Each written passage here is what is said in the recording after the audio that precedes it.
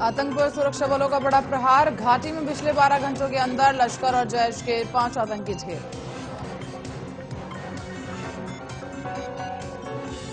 Amritsari seat पर तेज हुआ चुनावी दंगल। नामांकन के बाद सिद्धू और मजीठिया में जुबानी जंग। अखिलेश और योगी पर बरसे एक साथ ओवैसी। कहा मोदी से बड़ा हिंदू साबित करने की लड़ाई।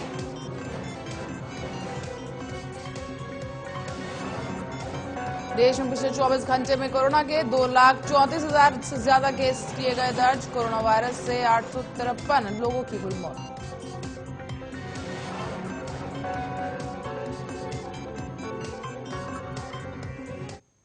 नमस्कार, आर्य न्यूज देख रहे हैं आप। मैं हूं आपके साथ पल्लवी सिंह। रुक करेंगे इस वक्त की कुछ बड़ी खबरों की ओर। शुरुआत करेंगे कोरोना के मामलों से। देश में लगातार कोरोना की लड़ाई जारी है और इस लड़ाई को और मजबूत बनाने के लिए टीकाकरण अभियान भी जोरों के साथ चलाया जा रहा है। केंद्रीय स्वास्थ्य मंत्री मनसुख मंडाविया ने जानकारी देते हुए बताया है कि भारत में 75% वयस्क आबादी को वैक्सीनेशन के दोनों डोज लगाए जा चुके हैं। मनसुख मंडाविया द्वारा दी गई इस जानकारी पर देश के प्रधानमंत्री नरेंद्र मोदी ने खुशी जाहिर करते हुए एक ट्वीट कर लोगों को बधाई दी है। उन्होंने कहा है कि 75% वयस्क आबादी का पूरी तरीके से टीकाकरण हो गया है। इस महत्वपूर्ण उपलब्धि के लिए सभी देशवासियों को बधाई। उन्होंने आगे कहा कि उन सभी पर गर्व है जो हमारे टीकाकरण अभियान को सफल बना रहे हैं। स्वास्थ्य मंत्रालय की ओर से जारी किए गए आंकड़ों के मुताबिक देश में अब तक वैक्सीनेशन का कुल आंकड़ा 165,70,60,692 तक जा पहुंचा है, जिस पर खुशी व्यक्त करते हुए स्वास्थ्य मंत्री मनसुख मंडाविया ने ट्वीट कर कहा कि सबका साथ सबका प्रयास के मंत्र के साथ भारत ने अपना 75% वयस्क आबादी को वैक्सीन के दोनों डोज लगाने का लक्ष्य हासिल कर लिया है। कोरोना से लड़ाई में हम निरंतर मजबूत हो रहे हैं। हमें सभी नियमों का पालन करते रहना है और जल्द से जल्द वैक्सीन लगवानी है। देश में बीते 24 घंटे में कोरोना के 2,34,281 नए मामले दर्ज किए गए हैं। तो वहीं इस बीच करीब 893 मरीजों की मौत भी हो गई, जबकि 3,52,784 लोग इस बीच ठीक हुए हैं। देश में इस वक्त एक्टिव केसेस की संख्या 18,84,933 हो गई है।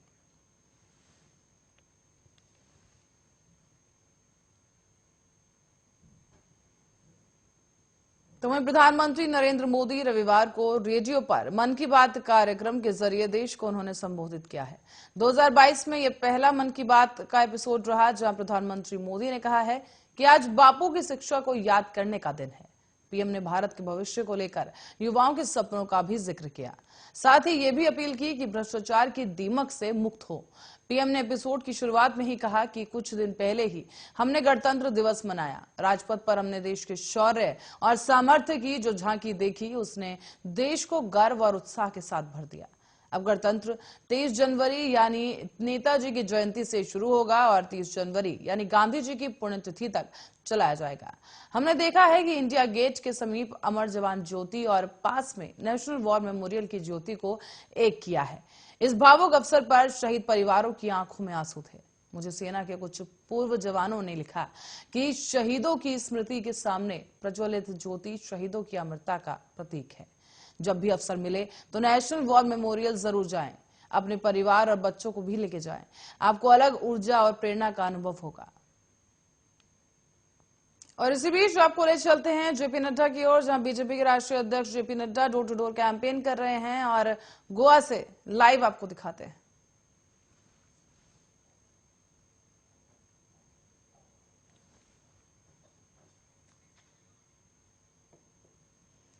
जैसे कि आप देख सकते हैं यहां पर भीड़ लगी हुई है और जेपी नड्डा यहां पहुंचे हैं आज और डोर टू डोर प्रचार यहां पर किया जा रहा है।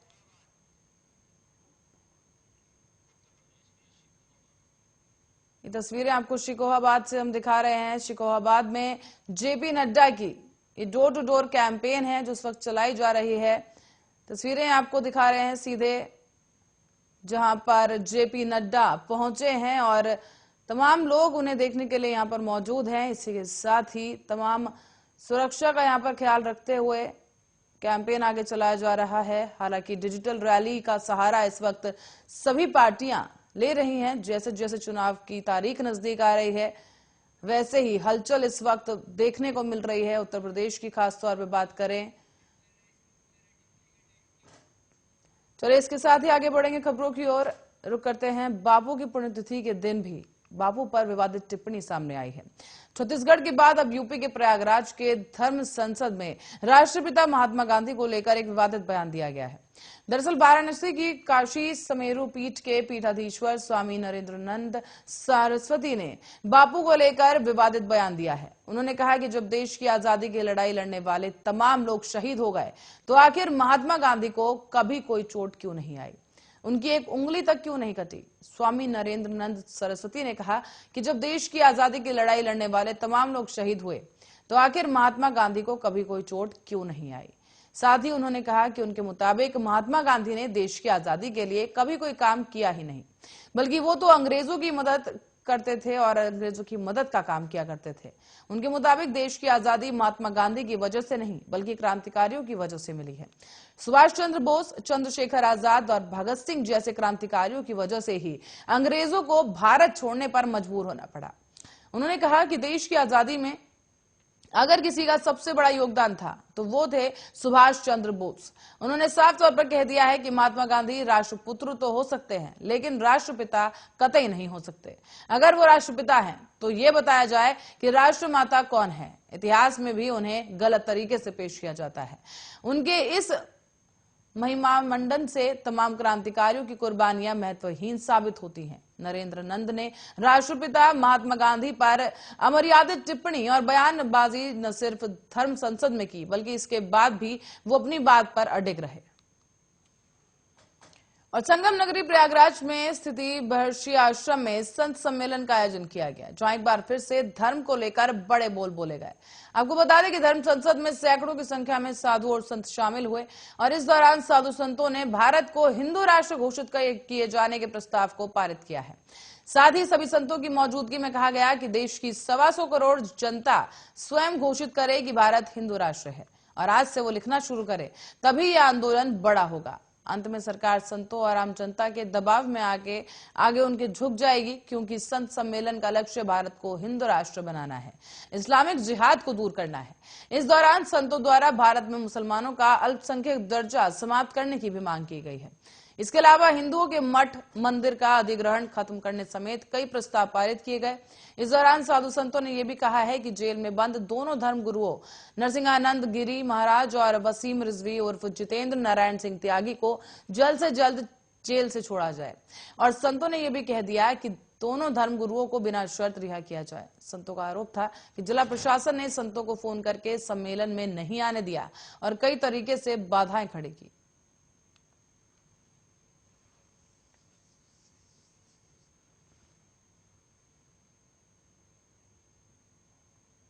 और छत्तीसगढ़ के चितलनार में जगह पर तिम्मापुरम इलाके में रविवार को सुरक्षा कर्मियों के साथ एक मुठभेड़ हो गई। इस मुठभेड़ में एक नक्सली भी मारा गया है। मिली जानकारी के अनुसार सड़क सुरक्षा पर निकले जवानों की नक्सलियों से मुठभेड़ हो गई, जिसमें नक्सली की मौत हो गई है। मौके से नक्सली का शव भी बरामद किया गया। एसपी सुनील शर्मा ने इस मुठभेड़ की जानकारी दी है और साथ ही इस मुठभेड़ की पुष्टि भी की है।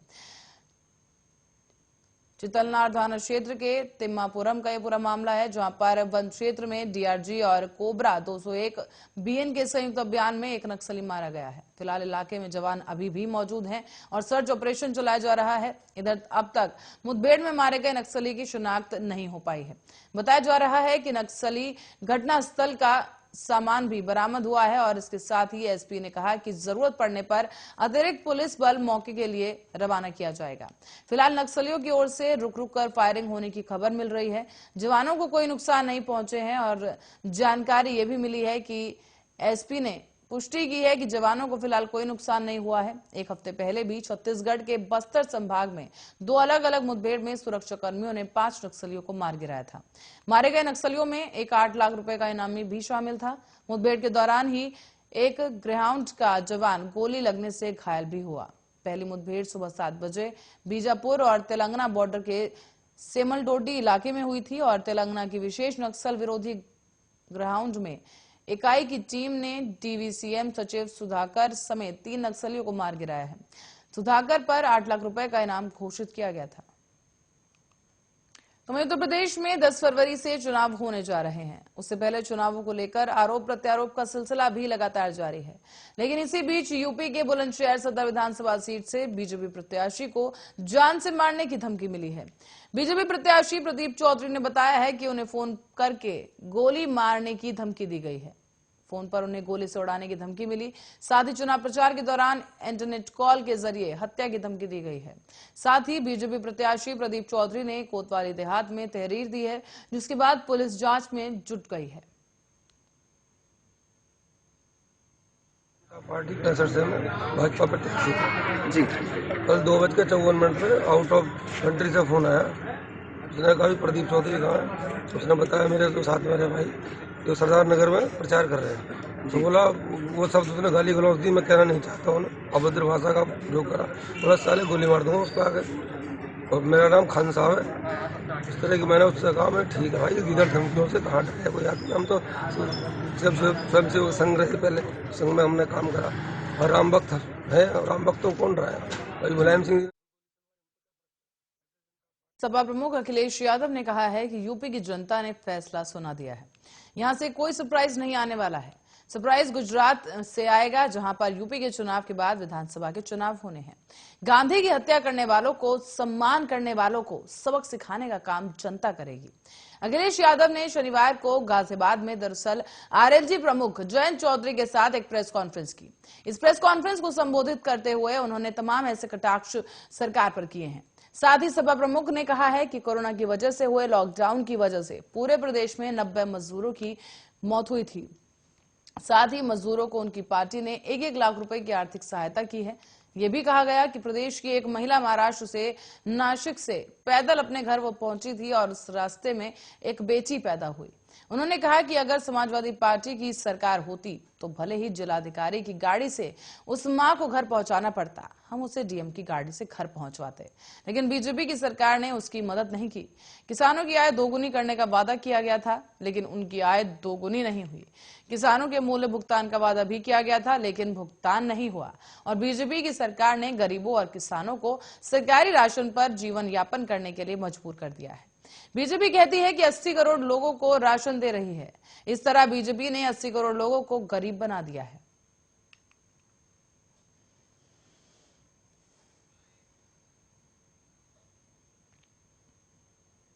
फ्री और साथ ही साथ किसानों को सिंचाई के लिए फ्री सिंचाई, इसलिए मैं कह सकता हूं कर सकते हैं क्योंकि समाजवादी सरकार में बिजली के कारखाने लगे। भाजपा ने अभी तक एक भी कारखाना नहीं लगाया। बीजेपी वाले कभी कभी कहते हैं कि चांदी रात पसंद है। देखिए 300 यूनिट घरेलू बिजली फ्री।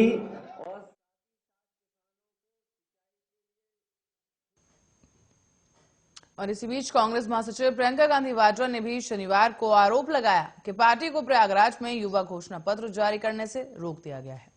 उन्होंने सरकार पर आरोप लगाते हुए कहा है कि सरकार के दबाव में चुनाव आयोग और प्रशासन युवाओं के एजेंडे को दबाने और लोकतंत्र में कुचलने में लगा हुआ है। प्रियंका गांधी ने आगे ट्वीट कर कहा कि बीजेपी नेता भीड़ के साथ अभियान चलाए, नफरत भरी बातें करे, प्रशासन का कोई एक्शन नहीं। लेकिन कांग्रेस पार्टी को आज प्रयागराज में युवा घोषणा पत्र जारी करने से रोका गया। सरकार के दबाव में चुनाव आयोग और प्रशासन युवाओं के एजेंडे को दबाने और लोकतंत्र को कुचलने में लगा हुआ है। निष्पक्षता कहां है? इससे पहले कांग्रेस महासचिव प्रियंका गांधी वाड्रा ने प्रयागराज में छात्रों के निजी लॉज में पुलिस द्वारा तोड़फोड़ का वीडियो भी ट्विटर पर शेयर करते हुए इस घटना की निंदा की थी। उन्होंने प्रशासन पर निशाना साधते हुए इसे दमनकारी कार्रवाई बताया। प्रियंका गांधी वाड्रा ने आगे ट्वीट ये भी किया कि प्रयागराज में पुलिस द्वारा छात्रों के लॉज और हॉस्टलों में जाकर तोड़फोड़ करना और उनको पीटना बेहद निंदनीय है। प्रशासन इस दमनकारी कार्रवाई पर तुरंत रोक लगाए। युवाओं को रोजगार की बात कहने का पूरा हक है और मैं इस लड़ाई में पूरी तरह से उनके साथ हूं। आपको बताते चलें कि उत्तर प्रदेश की 403 विधानसभा सीटों के लिए 7 चरणों में मतदान होंगे और वो 10 फरवरी से शुरू होने जा रहे हैं। यूपी में 7 चरणों में यानी कि 10, 14, 20, 23, 27 और 3 और 7 मार्च को वोट डाले जाएंगे, जबकि वोटों की गिनती 10 मार्च को होगी। चुनाव आयोग ने कोरोना के मद्देनजर यूपी, पंजाब, गोवा, मणिपुर और उत्तराखंड में विधानसभा चुनावों के लिए 31 जनवरी तक किसी भी राजनीतिक रैलियों और रोड शो की अनुमति नहीं दी है।